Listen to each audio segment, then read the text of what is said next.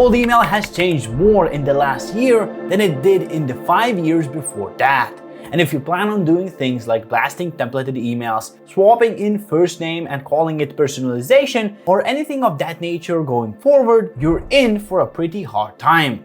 Because it's not only that you'll get no responses doing that in the current state of the market, but your emails won't even make it to the inbox in the first place. So in this video, I'm gonna share the new rules for cold email you're gonna want to start following ASAP in order to keep landing in primary, get replies from your prospects, and book calls consistently. This is all based on the data we're seeing at Salesforce, thousands of campaigns people run through us. So let's dive in.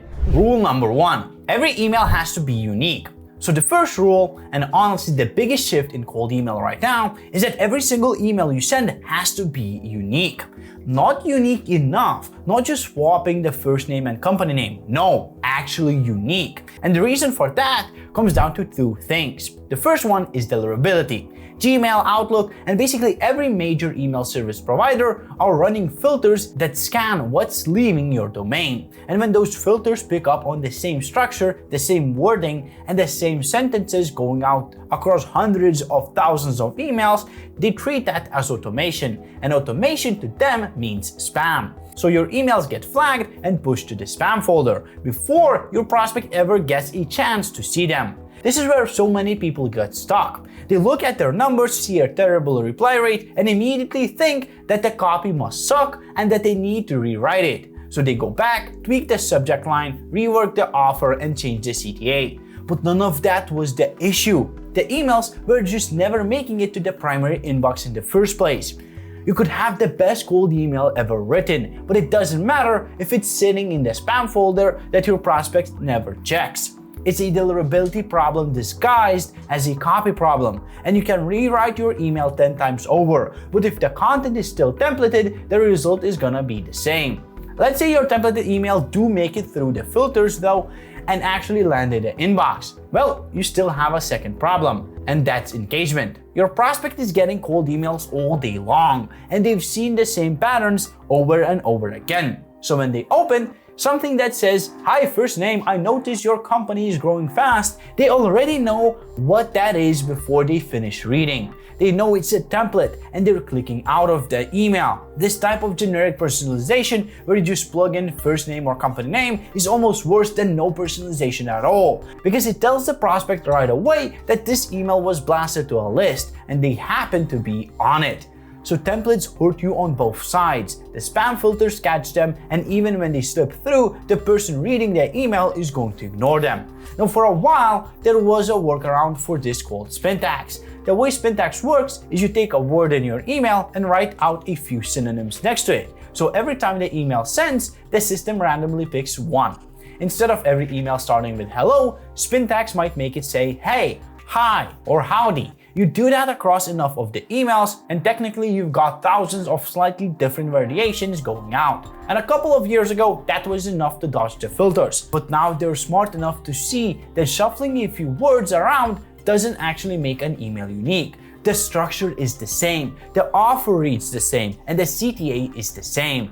It's still clearly a template with some words swapped out. So Spintax went from being a competitive edge to being the absolute bare minimum. And on its own, it's just not enough to keep you out of spam anymore, unfortunately. So what's actually working right now is using AI to personalize every email for each person you're reaching out to. Whether that's having AI write the entire email from scratch or having it generate a personalized opening line that gets dropped into a template you already written. The way this works is AI takes all information from your prospect's LinkedIn profile, what their company does, and what their role is. Then it cross-references that against what you're selling, the pain points you solve, and your ideal customer. From that, it generates a fully unique email that ties your offer to that specific person's world.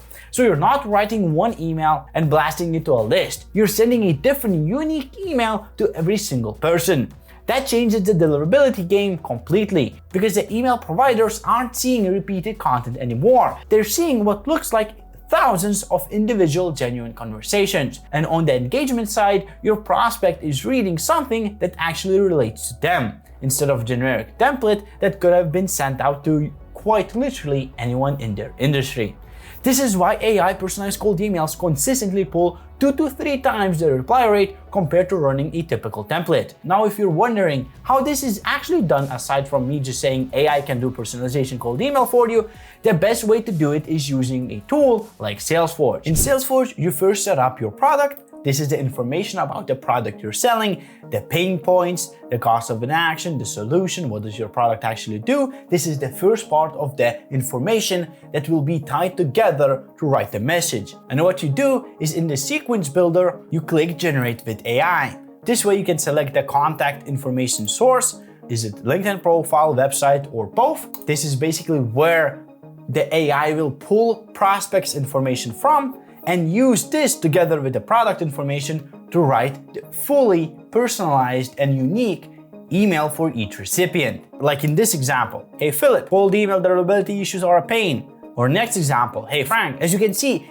these emails are completely unique to this recipient. They're not spin tags, they're not templates. Look at this one and look at this one, right? You just plug in what you sell, the pain points you solve, and who your ideal buyer is. Then Salesforce pulls data from each of your prospects' LinkedIn profiles or their company website and uses all of that to write completely unique email for every person on your list. So we're not doing templates here.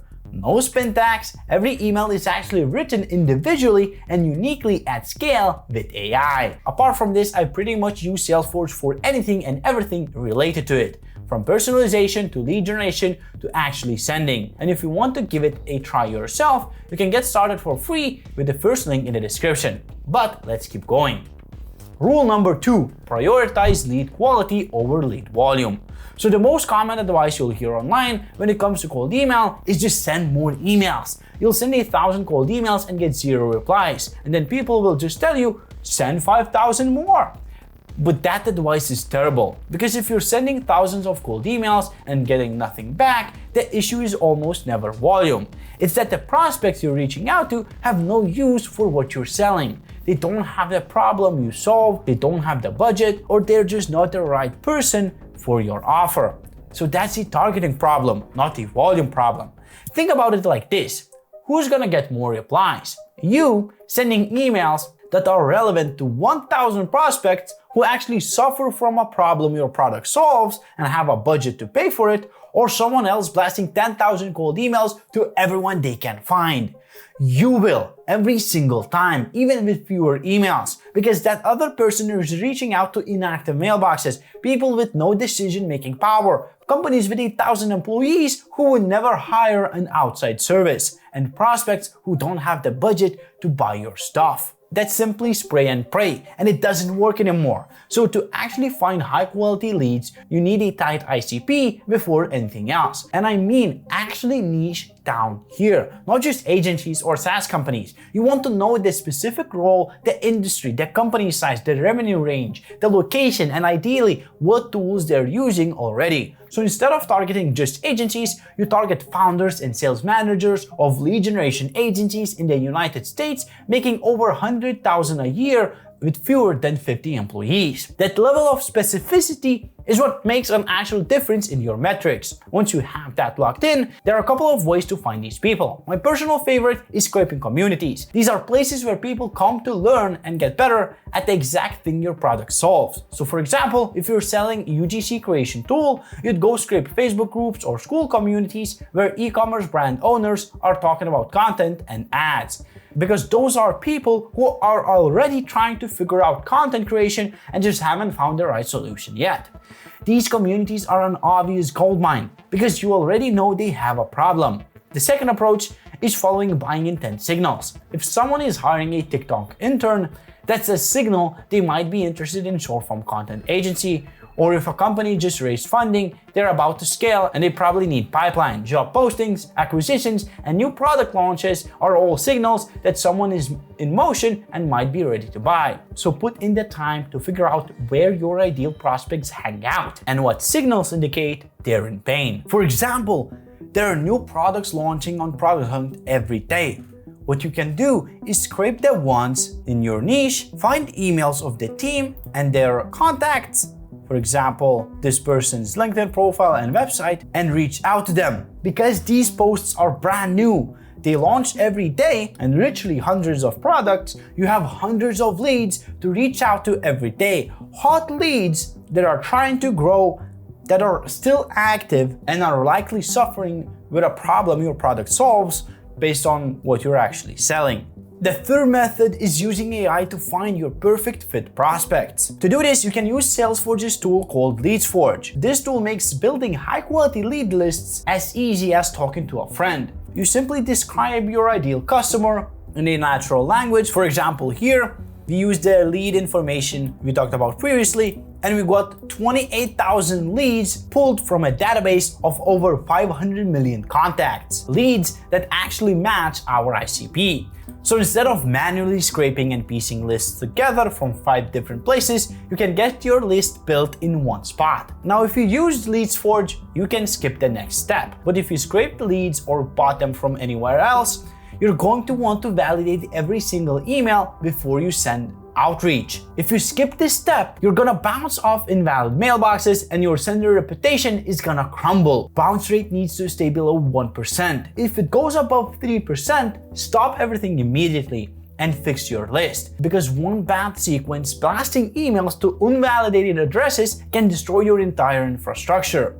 The good thing here is that Salesforce actually prevents this from happening entirely. It has email validation built in. So before any sequence goes out, every address on your list gets checked and requires no extra effort on your end.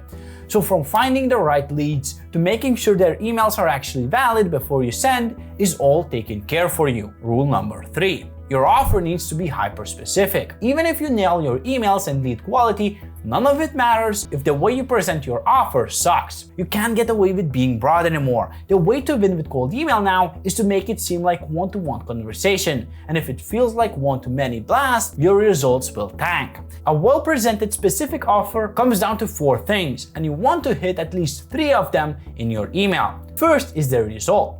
This is what your prospect actually gets if they work with you. And I'm not talking about what you literally do, but what your action leads to. Don't say you'll manage their paid ads. Say you'll cut their cost per click in half. Don't say you'll make them 30 short-form videos. Say you'll drive 20,000 visitors to their website. The prospect doesn't care about your process at all. They care about the outcome they'll be receiving. The second thing is the time frame. If you say, I'll get you 30 sales calls, but don't mention when, the prospect has no urgency.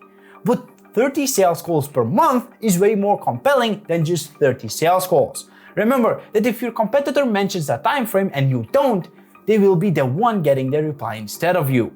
Third is the vehicle. This is how you're going to get them the result. You need to tell them how you're actually gonna get them what they want, whether that's paid ads, content marketing, webinars, whatever. Mentioning the vehicle answers a lot of questions for the prospect right away, like what they'll need to provide, how involved they'll need to be, and whether your approach even makes sense for their business. Fourth is the effort. Let them know if your offer is done for you, done with you, or DIY. If you're offering content agency services and you say it's done for you, the prospect knows they don't need to lift a finger. If you don't mention it at all, they're sitting there wondering how much of their time is gonna take, and this might result in you not getting a response. For example, let's say you run a YouTube agency. When you put all of these together, your offer goes from something like, I help companies with lead generation, to something like, we'll fill your pipeline with 150 qualified leads per month through organic YouTube content without you needing to post anything yourself. The result is 150 qualified leads. The time frame is per month. The vehicle is organic YouTube content. And the effort is that you don't need to post yourself. That's pretty specific. And that's what actually gets replies. Now, the other part of this that most people mess up is the CTA. A lot of people will have a great offer to present and then completely ruin it at the end of the email by asking if they have 15 minutes for a quick chat next Tuesday. We don't want to hard CTA them through. Think about it from the prospect's perspective. They're getting so many cold emails a day asking for the exact same thing. If they said yes to everyone, they'd have an additional full-time job that's just sales calls. So instead, use a soft CTA. Ask a simple yes or no question. Ask if your solution would even be valuable to them. Ask if they're the right person to talk to. Say something like, would it be useful if I sent over a 2-minute breakdown of exactly how this works? This is infinitely better than, do you have 15 minutes next Tuesday? That low barrier is what gets the conversation started, and from there it naturally leads to a booked call. Rule 4. Your follow-ups have to provide value. And the last cold email rule here is going to be regarding your follow-ups. Because all they used to be about was getting back to the top of someone's inbox. But sending just bumping this or following up emails a few days later simply doesn't work to get people to respond. It's also the fastest way to get marked as spam. So every follow-up you send nowadays needs to actually give the prospect value when they open it, something they actually find useful. And if you want your follow-up to work like crazy, you can send something they might even have to pay for somewhere else. You could send them a checklist, a case study of yours, a free template, or maybe some sort of short strategy breakdown. Whatever it is, the prospect should think it's actually helpful. So for example, if you're running an ads agency, your first follow-up could be an ad spend audit template that helps them figure out where they're wasting budget. The principle here is just giving them something they can walk away with and use immediately, whether they reply to you or not. The other thing that's changed is the amount of follow-ups you should be sending. A lot of people send 6, 7, sometimes 10 follow-ups to the same person. But after 3, the chance of getting a reply drops a ton, and the chance of getting marked as spam shoots through the roof. So only do 2 to 3 follow-ups max. Anything beyond that is a waste of your sending capacity. You're better off reaching out to new people that might respond rather than chasing someone who has already ignored you 3 times in a row. You're going to want to space your follow-ups 3 to 7 business days apart. Give the prospect time to actually see and process your email before you follow up. You need to let each one marinate for a bit. So, if you want to start sending cold emails that are hyper-specific to the people you're reaching out to, go check out SalesForge by clicking the first link in the description and you can try it out for free. The platform makes it so much easier to implement all these rules effectively, like sending emails that are actually unique, making sure you're only sending to quality leads so your emails never bounce, having copy that makes your offer specific within your email, and follow-ups that provide real value to the prospect, allowing you to get way more replies. So again, go try it out for free with the first link in the description. And if you want to see how I personalized over 100,000 cold emails using AI, then watch this video next.